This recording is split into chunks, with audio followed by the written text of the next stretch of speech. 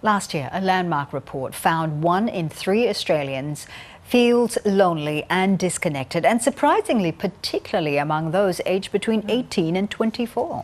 So in an effort to combat that, the Wayside Chapel has this week launched a campaign on TikTok, encouraging young people to spend 60 minutes a day having face-to-face social interactions. Social 60, very, very important. I get my face-to-face time with Kevin, a local postie. I've known him for ages, love a chat to him. Sometimes it's just walking down the street and just exchanging a smile with a stranger. Just having a chat. It's very important to get through the day and sort of get out of your own head. That's the wonderful Claudia Carvan there speaking about the connections that she makes. And John Owen is the Wayside Chapel's pastor and CEO. John, welcome back to Weekend Breakfast. Good to see you. You too, Jo.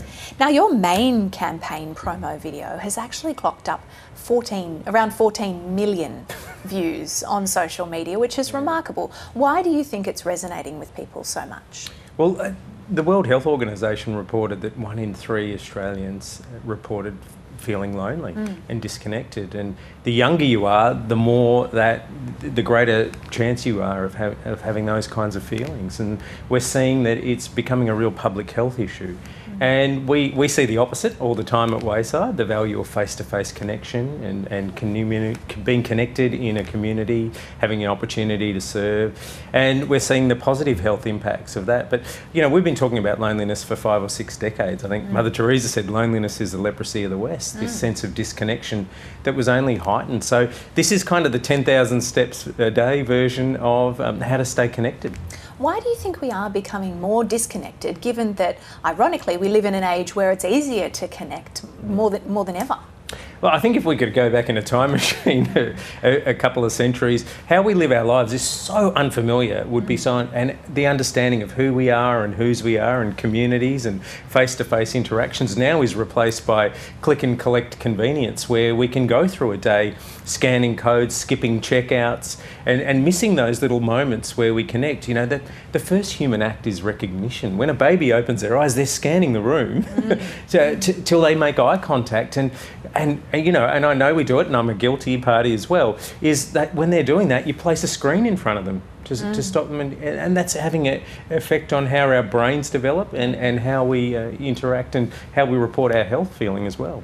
So when you're encouraging people to have this social 60 every day, 60 minutes a day, what classifies as a social interaction in person?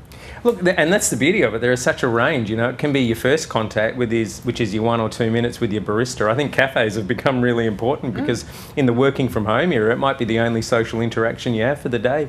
Make sure you don't have headphones in and your head's not down in your phone. I know you got to often pay with the phone, but you know, making those little connections through to the more substantive, have meals, shared meals together at the dinner table. Put the phone away. You know, these are all things I'm saying because I need to remind myself to do. But the eye contact, the relationship making, the meaning making that you receive from that is where we release positive chemicals into our system that studies after study shows doesn't happen through FaceTime on screens.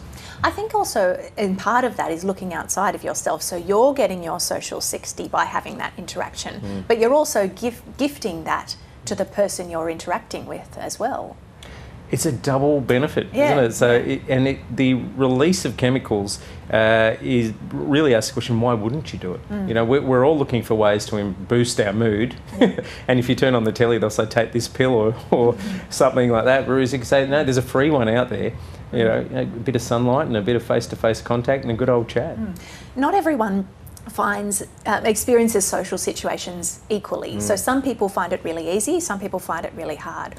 What do you say to people who find it really hard, and what do you say to people who find it really easy? What ways can they help those who are struggling? Yeah, look, we're not talking about going into a room and connecting with 80 people at once, you know, so you being an extrovert or an introvert, these aren't necessarily the factors that you take into account more so than, it can be just one person that you connect with on a daily basis, or me, who, you know, often will have 400 chats all at once. You know, we all get it in our own different ways. So, but there is a thing, you know, if we don't use it, we'll lose it as well, and that's part of what happened through lockdown.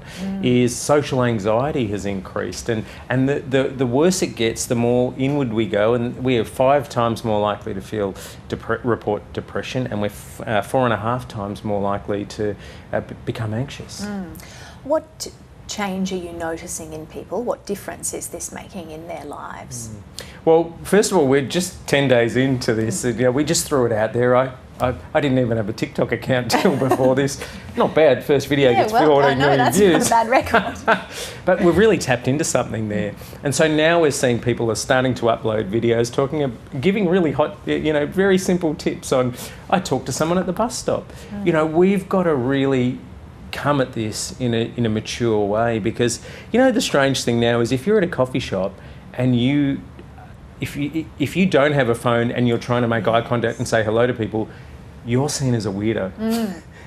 I mean, that should be an alarm bells for us, because everyone else has just got their head down in a phone going to a train carriage. You know, I'd love to talk to the transport about getting a connection carriage where no phones allowed. That's a great idea. Yeah, and little ways that we can do this, or little chat chairs in supermarkets as well. So we've got big plans to go further, but we just, you know, at Wayside we always say, if you want to find life, give it away in the service of others, and that's the best way to get connected.